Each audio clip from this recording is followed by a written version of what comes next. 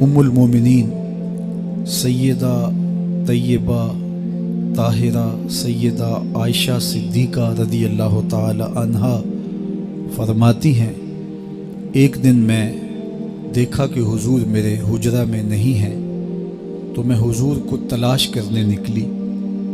جنت البقیع میں آسمان کی طرف سر اٹھائے حضور اللہ سے التجائیں کر رہے تھے۔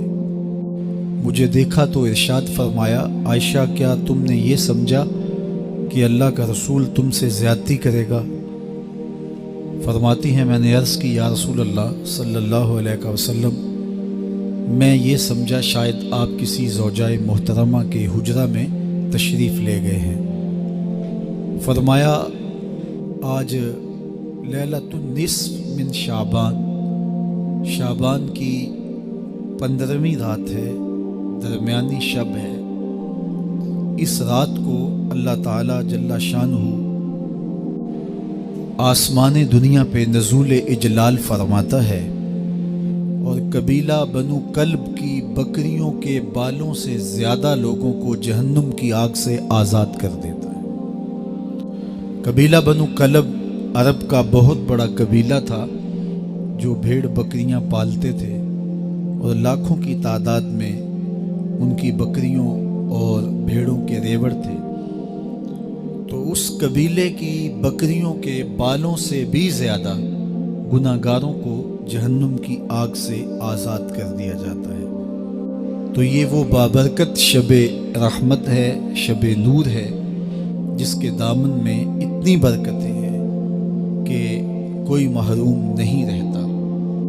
صرف وہ بد نصیب لوگ جو شرک میں مبتلا ہیں، جو سخت کینہ پرور ہیں، جو قطع رحمی کرتے ہیں، قاتل ہیں، عادی شرابی یا بدکار ہیں، انہیں اس مبارک رات میں محروم رکھا جاتا ہے، ورنہ اللہ کی رحمتوں کا عموم اس بابرکت راتوں میں اس قدر ہوتا ہے کہ کوئی گناہگار جو اس کے حضور ہاتھ دعا کے لیے اٹھاتا ہے اور اپنا دامن پھیلا کے اس کی رحمتیں مانگتا ہے، اسے محروم نہیں رکھا جاتا، بلکہ اللہ سب گناہگاروں کو جہنم کی آگ سے آزاد کر دیتا ہے۔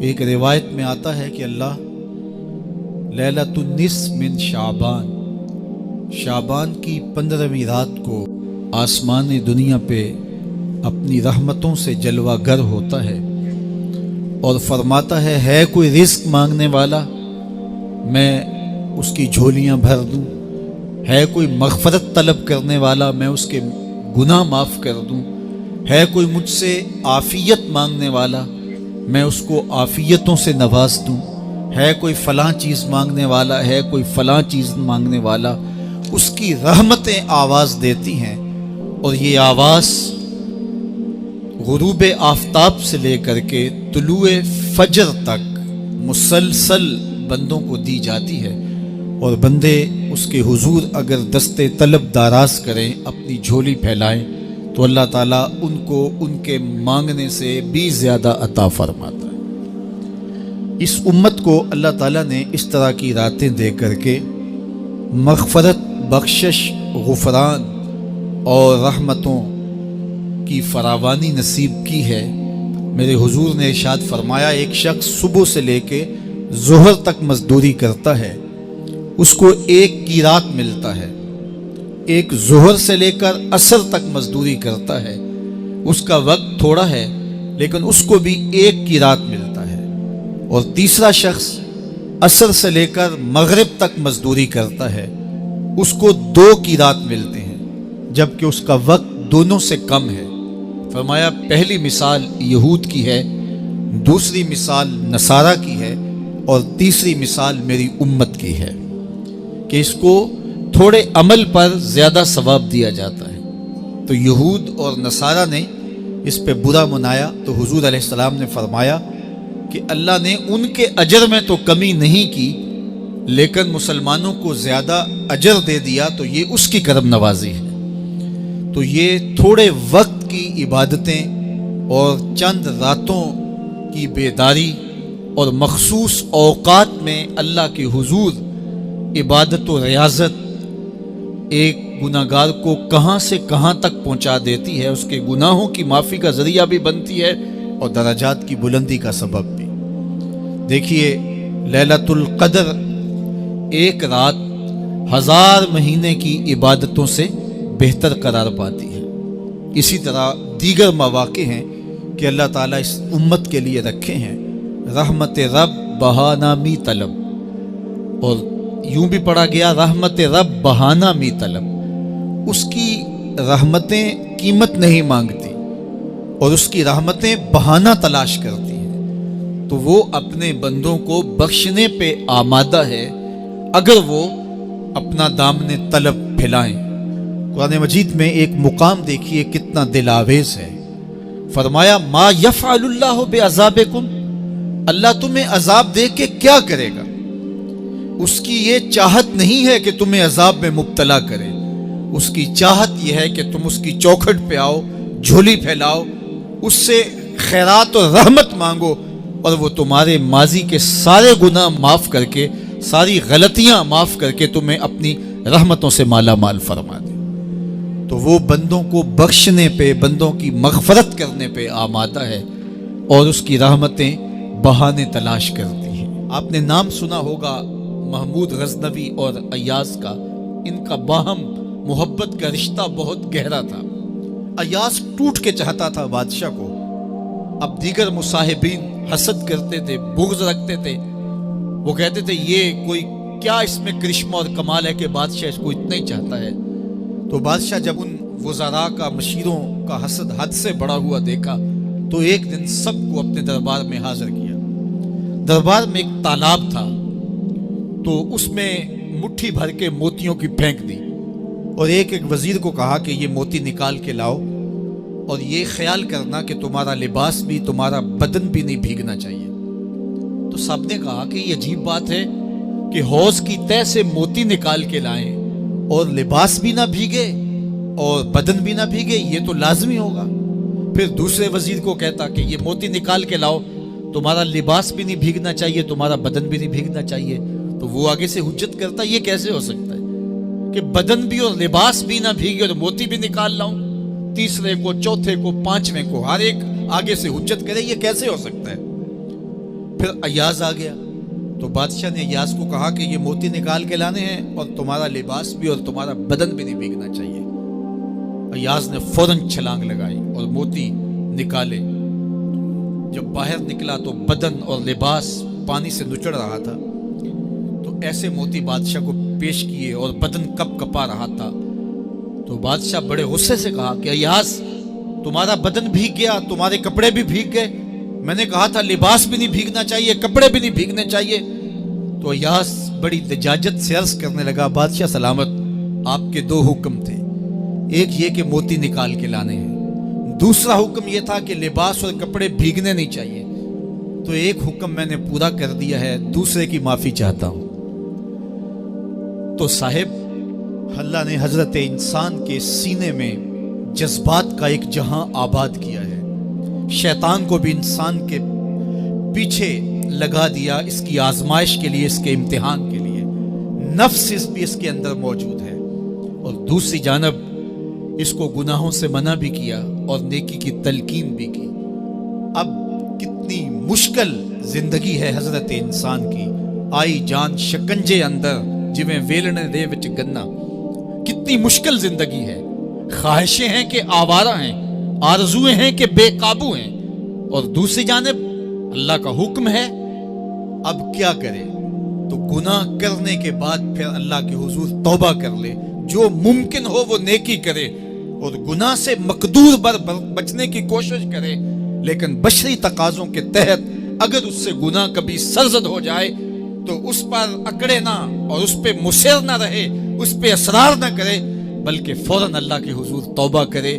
گناہ کرنے کے بعد بندہ جب توبہ کرتا ہے، التائب من الذنب کمن لا ذنب لہ، تو وہ ایسے ہوتا ہے جس طرح اس نے گناہ کیا ہوا ہی نہیں۔ بندہ 100 بار گناہ کر کے توبہ کرے، اللہ 100 بار معاف فرما دیتا۔ وہ کریم ہے، 70 ماؤں سے زیادہ پیار کرتا ہے، تو بندے اس کی دہلیز پہ جب توبہ کرتے ہیں، رجوع کرتے ہیں اور اس سے معافی مانگتے ہیں، تو وہ یہ نہیں دیکھتا کہ یہ گناہ گار کتنا بڑا ہے، وہ یہ دیکھتا ہے کہ یہ میری دہلیز پہ آیا ہے اور اس کے ما قبل کے سارے گناہ معاف بھی کرتا ہے، بلکہ گناہوں کو بدل کے نیکیوں میں بھی تبدیل کر دیتا ہے۔ آئیے اب قرآن مجید میں ان لوگوں کی کہانی بھی پڑھیے جو اپنی زندگی کو اپنے مالک کے نام لگا چکے ہیں، اور ان سے اگر کوئی معاملہ سرزد ہو جاتا ہے تو وہ کس قدر اللہ سے ڈرتے ہیں۔ والذین یؤتون ما آتوا وقلوبهم وجلہ انہم الی ربہم راجعون۔ فرمایا کہ وہ لوگ جب ان سے کوئی خطا سرزد ہو جاتی ہے، کوئی گناہ ہو جاتا ہے، تو ان کے دل لرز جاتے ہیں، خوف خدا سے وہ کانپنے لگ جاتے ہیں۔ انہم الی ربہم راجعون، تو وہ اپنے رب کی طرف رجوع کرنے والے ہوتے ہیں۔ اگر ان سے کبھی کوئی گناہ سرزد ہو جائے، ان سے کوئی غلطی سرزد ہو جائے، تو پھر اس پہ ضد نہیں کرتے، اس پر مصر نہیں ہو جاتے، اس پر حجتیں اور دلیلیں نہیں لاتے، بلکہ وہ کیا کرتے ہیں، فوراً اللہ کے حضور رجوع کرتے ہیں اور معافی مانگتے ہیں، اور اللہ کو یہ بہت پسند ہے کہ کوئی مجھ سے معافی مانگے اور اللہ انہیں معاف کر دیتا ہے۔ اللہ اکبر۔ حضرت عبداللہ ابن مسعود رضی اللہ تعالیٰ عنہ فرماتے ہیں کہ مومن کی یہ شان ہے کہ جب وہ گناہ کر بیٹھے تو وہ یوں محسوس کرتا ہے جس طرح پہاڑ تلے آ گیا ہے۔ یہ اس کی کیفیت ہے کہ گناہ کرنے کے بعد، نافرمانی کرنے کے بعد اس کا دل لرز اٹھتا ہے۔ وَقُلُوبُهُمْ وَجِلَةٌ، ان کے دل خوف خدا سے لرزنے لگ جاتے ہیں کہ ہم سے یہ گناہ کیوں سرزد ہو گیا، یہ تو اللہ کی ناراضگی کا سبب ہے۔ تو حضرت عبداللہ ابن مسعود فرماتے ہیں یوں محسوس کرتے ہیں جس طرح پہاڑ تلے آ گیا ہے، اور پہاڑ ابھی گر جائے گا اور انہیں کچل دے گا، تو وہ جلدی جلدی تلافی کرتے ہیں، توبہ کرتے ہیں، رجوع اللہ کرتے ہیں تاکہ ہمارا گناہ معاف ہو جائے۔ اور منافق کی مثال بھی بیان کی گئی، جب وہ گناہ کرتا ہے تو یوں محسوس کرتا ہے جیسے بدن پہ مکھی بیٹھی تھی، ہلکے اشارے سے اڑا دی۔ سویر سے لے کر شام تک کتنی بار ہم اپنے بدن پہ بیٹھی مکھیاں اڑا دیتے ہیں اور ہمیں شام کو یاد بھی نہیں ہوتا کہ یہ عمل ہم نے کتنی بار کیا ہے۔ میں اور آپ اپنے اندر اتر کر کے دیکھ سکتے ہیں ہماری کیفیت باطن کیا ہے۔ نمازیں چھوڑی، جھوٹ بولا، غیبت کی، چغلی کی، کسی کا دل دکھایا، کسی کو تکلیف دی، گالی گلوچ کیا، سب و شتم کیا، سویر سے شام تک کیا کیا گناہ کیے، کبھی خیال بھٹکے، کبھی سوچیں آوارہ ہوئیں، کبھی نگاہوں نے بدکاریاں کی، کبھی زبان نے جرم کیے، اور شام کو ہمیں یاد بھی نہیں ہوتا کہ آج ہم نے کیا کیا جرائم کیے، آج ہم نے کیا کیا گناہ کیے۔ اگر ہماری یہ کیفیت ہے تو یہ عملی نفاق ہے کہ بدن پہ مکھی بیٹھی اور اڑا دی، اور اگر ہماری کیفیت یہ ہے کہ گناہ کے بعد یہ محسوس ہوتا ہے کہ ہم پہاڑ تلے آ گئے اور اللہ کی ناراضگی ہم نے مول لے لی اور جلدی جلدی توبہ کر کے رجوع کرنے کی جانب بڑھتے ہیں، تو پھر مبارک ہو، نہیں تو مجھے اور آپ کو اپنا محاسبہ کرنا چاہیے۔ ہمارے دلوں پر زنگ چڑھ گئے ہیں اور ہماری کیفیت یہ ہو گئی ہے کہ گناہ کرنے کے بعد بھی ہم ڈٹے رہتے ہیں، جبکہ زندگی اصحاب رسول کی دیکھیے ان سے بھی کبھی کوئی خطا سرزد ہو جاتی تو وہ فوراً اس گناہ کی تلافی کے لیے حضور کی بارگاہ میں حاضر ہو جاتے۔ حضرت ابو لبابہ رضی اللہ تعالیٰ عنہ نے اپنے آپ کو مسجد نبوی کے ستون کے ساتھ بندھوا دیا اور کہا کہ جب تک میری معافی نہیں ہوگی تب تک اپنے آپ کو کھلواؤں گا نہیں، اور پھر جب ان کی بخشش کا اعلان ہوا تو پھر حضور کے ہاتھوں سے اپنے آپ کو انہوں نے کھلوایا۔ ایک خاتون حضور کی خدمت میں حاضر ہوئی اور عرض کی یا رسول اللہ صلی اللہ علیہ وسلم، مجھ سے بدکاری سرزد ہو گئی ہے اور میرے پیٹ میں بچہ ہے، اور میں چاہتی ہوں کہ آخرت کی سزا کی بجائے دنیا کے اوپر اس کی سزا مجھے دے دی جائے تاکہ میں پاک ہو جاؤں اور صاف ہو جاؤں، کیونکہ آخرت کی سزائیں بہت سخت ہیں۔ اللہ کے محبوب علیہ السلام نے جبریل امین سے ایک دن پوچھا تھا مجھے جہنم کے عذابوں کا ذکر سناؤ، تو عرض کی یا رسول اللہ صلی اللہ علیہ وسلم، سب سے ہلکا عذاب، اخف العذاب، ہلکا ترین عذاب یہ ہے کہ جہنمی کے پاؤں میں آگ کے جوتے رکھے جائیں گے۔ باقی اس کے پورے بدن پہ آگ نہیں ہوگی، صرف آگ کے جوتے اس کو پہنائے جائیں گے، لیکن اس کی حدت، گرمی اور شدت اتنی ہوگی، یغلی منہما دماغہ، اس کی شدت سے اس کا دماغ پگھل کر ناک اور کانوں کے ذریعے سے باہر آنا شروع ہو جائے گا۔ یہ سب سے ہلکے عذاب کی کیفیت ہے، اور جو عذاب سخت ہیں الیاذ باللہ۔ اللہ تعالیٰ قرآن مجید میں فرماتا ہے ثم لا يموت فیہا ولا یحیا، اس بڑے عذاب کا ذکر کیا جو جہنمیوں کو دیا جائے گا۔ فرمایا اس عذاب کی کیفیت یہ ہوگی، بندہ نہ جیے گا نہ مرے گا۔ جیے گا اس لیے نہیں کہ آگے اور پیچھے، دائیں اور بائیں آگ ہی آگ ہوگی، تو اس آگ میں جینا کو جینا تو نہیں ہوگا، اور مرے گا اس لیے نہیں کہ موت کو موت آ چکی ہوگی۔ جنت میں جنتیوں کو ایک ہی ڈر اور خدشہ ہوگا کہیں موت نہ آ جائے، اور جہنمیوں کو ایک ہی امید ہوگی کہیں موت آ جائے اور جان چھوٹ جائے۔ اللہ تعالیٰ مینڈے کی شکل میں موت کو لائے گا اور موت کو ذبح کیا جائے گا۔ جنتی جنت سے اور جہنمی جہنم سے دیکھ رہے ہوں گے، جب موت کو ذبح کر دیا جائے گا، اب موت نہیں ہے، تو جنتی اتنے خوش ہو جائیں گے کہ اگر موت کو موت نہ آئی ہوتی تو یہ خوشی سے مر جاتے، اور جہنمی اتنے مایوس، دکھی اور پریشان ہوں گے کہ اگر موت کو موت نہ آئی ہوتی تو یہ صدمے سے مر جاتے۔ تو وہ کتنا سخت عذاب ہوگا، الیاذ باللہ، کہ ہلکے ترین عذاب کی کیفیت یہ ہے کہ پاؤں میں آگ کا جوتا اور دماغ پگھل کے ناک اور کانوں کے راستے سے باہر آ جائے۔ تو اس نے عرض کی یا رسول اللہ صلی اللہ علیہ وسلم، میرے اوپر حد جاری کر دیجئے۔ اور اس نے کہا کہ میرے پیٹ میں جو ہے وہ بچہ ہے۔ اللہ کے محبوب علیہ السلام نے فرمایا جاؤ، جب بچہ پیدا ہو تو پھر آنا۔ وہ چلی گئی، تو جب بچہ پیدا ہوا تو گود میں اٹھائے پھر حضور کی خدمت میں حاضر ہوئے، اور عرض کی یا رسول اللہ، یہ ہے بچہ جو میں نے گناہ کیا تھا، بدکاری کی تھی، آج یہ اس کی نشانی ہے۔ تو اللہ کے محبوب علیہ السلام نے فرمایا کہ اسے لے جاؤ اور اسے دودھ پلاؤ، اور جب یہ کچھ کھانے پینے لگ جائے گا تو پھر آنا۔ تو تھوڑی دیر کے بعد، کچھ دنوں کے بعد، وہ دوبارہ حاضر ہوئی، اور اس نے اس بچے کے ہاتھ میں روٹی کا ٹکڑا دیا ہوا تھا، اور عرض کی یا رسول اللہ دیکھ لیجئے اب یہ روٹی کھانے لگ گیا ہے۔ اللہ اکبر۔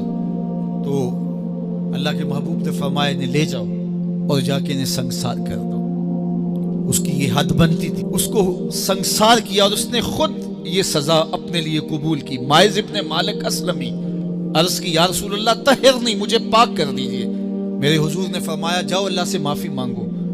وہ گئے اور معافی مانگی، بے چینی اتنی تھی، پھر آ گئے اور عرض کی طہرنی یا رسول اللہ، حضور مجھے پاک کر دیجئے۔ فرمایا جاؤ اللہ سے معافی مانگو۔ وہ گئے، معافی مانگی، پھر پلٹ آئے، تیسری مرتبہ، چوتھی مرتبہ۔ آقا کریم نے فرمایا فیما اطہرک، تمہیں کہا اللہ سے معافی مانگو، کریم ہے، معاف کر دے گا، تم پھر پلٹ آتے ہو، تمہیں کس جرم سے پاک کروں؟ قال من الزنا، عرض کی مجھ سے بدکاری ہو گئی ہے اور میں چاہتا ہوں کہ دنیا پر فارغ ہو جاؤں۔ حضور نے فرمایا کہ اس کا توازن عقلی تو ٹھیک ہے؟ عرض کی حضور صحیح الحواس ہے۔ کہا کہ یہ نشے میں تو نہیں کہہ رہا، کسی نے اٹھ کے منہ سونگا؟ کہا حضور ایسی بات بھی نہیں ہے۔ فرمایا تم سوچ لو کیا کہہ رہے ہو؟ کہا حضور جو میں کہہ رہا ہوں وہ سچ کہہ رہا ہوں، مجھ سے گناہ سرزد ہو گیا اور میں چاہتا ہوں کہ دنیا پر ہی فارغ ہو جاؤں۔ اللہ کے محبوب علیہ السلام نے فرمایا کہ انہیں سنگسار کر دو۔ مائز ابن مالک اسلمی کو سنگسار کر دیا گیا۔ جب ان کا جنازہ اٹھا تو حضور بھی جنازے کے جلوس میں تھے۔ کسی کی زبان سے نکلا لو مائز نے گناہ کیا تھا، بس یہ بات سننے کی دیر تھی، اللہ کے محبوب کے چہرے پہ جلال آ گیا۔ فرمایا خبردار اگر کسی نے میرے مائز پہ بات کی، میرے مائز نے ایسی سچی توبہ کی ہے اگر روئے زمین کے تمام مسلمانوں میں بانٹ دی جائے لکفاہم، سب کی مغفرت ہو جائے، کہ انہوں نے اپنے آپ کو خود پیش کیا ہے۔ اب مائز ابن مالک کا جنازہ اللہ کے رسول نے خود پڑھایا، بلکہ مسلم کتاب الحدود میں ہے کہ ان کے جنازے کے دوسرے دن یا تیسرے دن حضور ان کے ہاں تشریف لے گئے، اور جب آقا گئے وہم جلوسن، تو لوگ وہاں بیٹھے ہوئے تھے، تو میرے آقا نے فرمایا استغفروا لمائز، مائز کے لیے بخشش اور مغفرت کی دعا کر۔ تو یہ بات ذہن نشین کیجئے کہ یہ وہ لوگ تھے کہ جن سے کبھی کوئی گناہ سرزد ہو جاتا تو وہ جلد توبہ کرتے اور اس کی بڑی سے بڑی حد اور سزا بھی ہوتی تو وہ بھی کاٹنے کے لیے تیار ہو جاتے۔ میں اور آپ دیکھیں کہ ہماری زندگی میں اگر گناہ ہیں اور ہمیں سچی توبہ کی توفیق بھی نصیب نہیں ہے تو پھر ہم سوچ لیں کہ ہم کہاں کھڑے ہیں۔ دیکھیے اللہ دلوں کے بھید جانتا ہے۔ سچی توبہ یہ ہے کہ جو کیے پر ندامت ہو اور آئندہ نہ کرنے کا عزم مصمم ہو، پکا ارادہ ہو کہ یہ گناہ زندگی میں دوبارہ نہیں کروں گا۔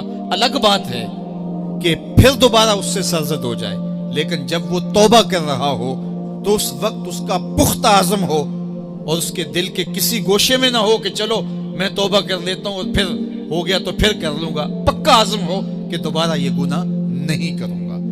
اور اگر زبان سے توبہ توبہ کر رہا ہو اور دل میں ہو کہ ٹھیک ہے یہ تو صبح بھی مجھ سے عمل بد سرزد ہونا ہے، تو اللہ تعالیٰ سے یہ مذاق کرنے والی بات ہے۔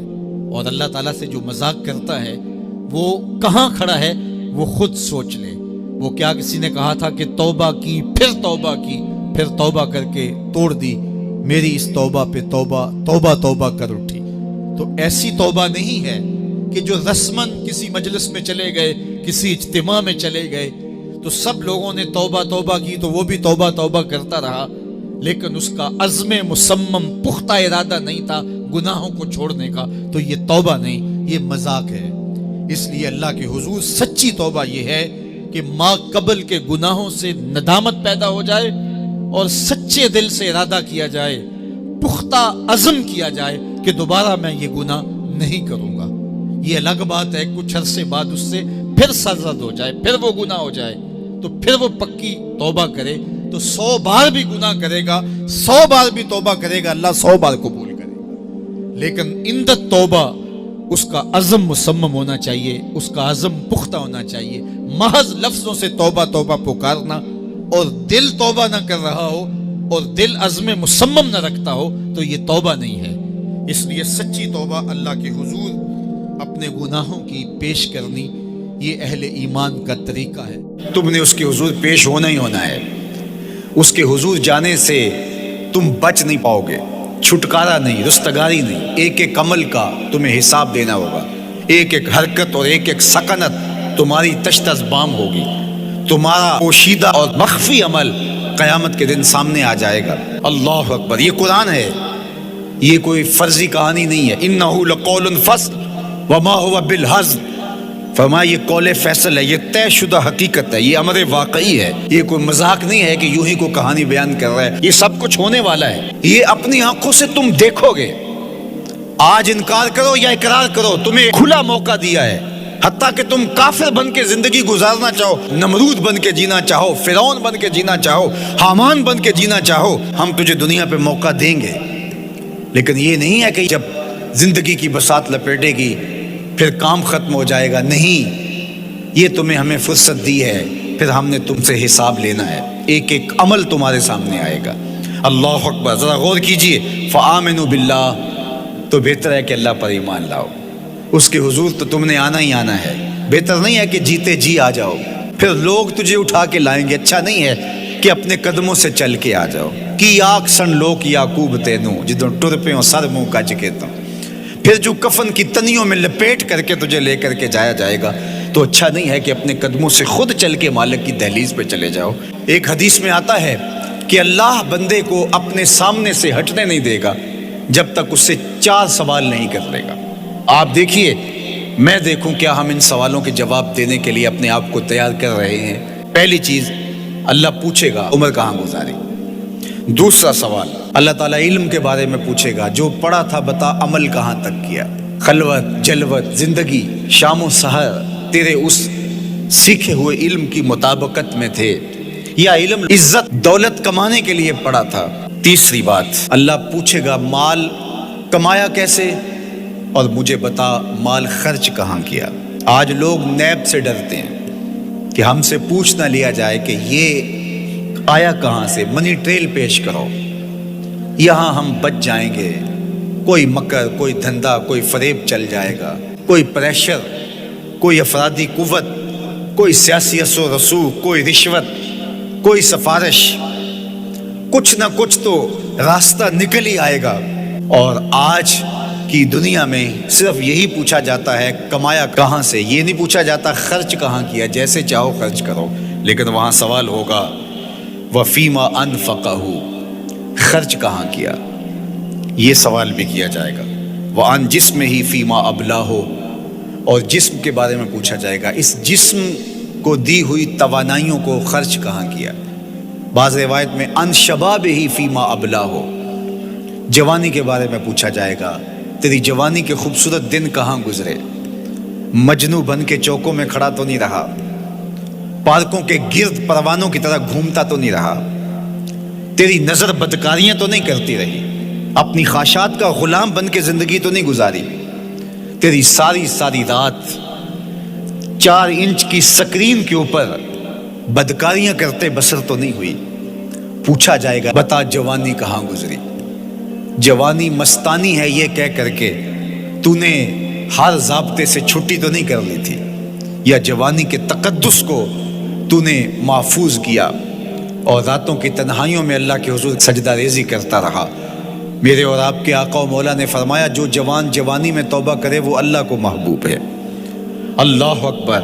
اور اللہ جن 7 لوگوں پر اپنے عرش کا سایہ کرے گا ان میں سے ایک شخص کا ذکر کرتے ہوئے فرمایا وَشَابٌ نَشَأَ فِي عِبَادَةِ اللَّهِ، وہ جوان جس کی جوانی اللہ کی عبادت میں گزری، قیامت کے دن جب کوئی سایہ نہیں ہوگا اللہ اسے اپنے عرش کا ٹھنڈا سایہ عطا فرمائے گا۔ میرے مخاطبین جو اس وقت میرے سامنے موجود ہے بالمشافہ، اور پوری دنیا کے اندر جو اس وقت مجھے دیکھ رہے ہیں، ان میں زیادہ تر تعداد نوجوانوں کی ہے، تو میں آپ سب سے مخاطب ہوں اور آپ کو کہتا ہوں کہ یہ جوانی دوبارہ نہیں ملنی۔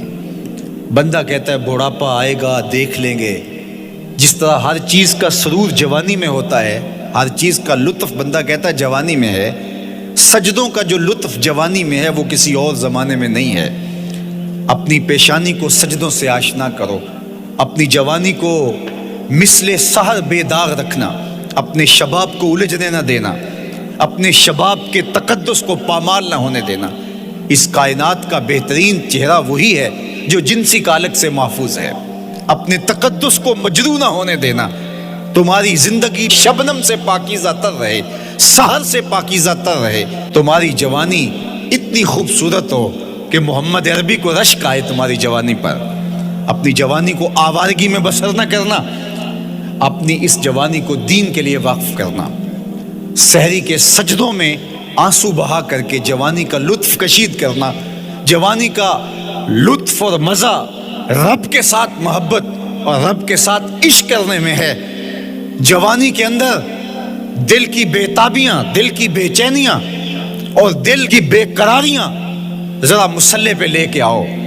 عشق کرنا ہے تو کسی آوارہ سے نہیں، عشق کرنا ہے تو رب العالمین سے کرو، آمنہ کے لال سے کرو، تو پھر دیکھنا کہ یہ جوانی کیا نور بخشتی ہے۔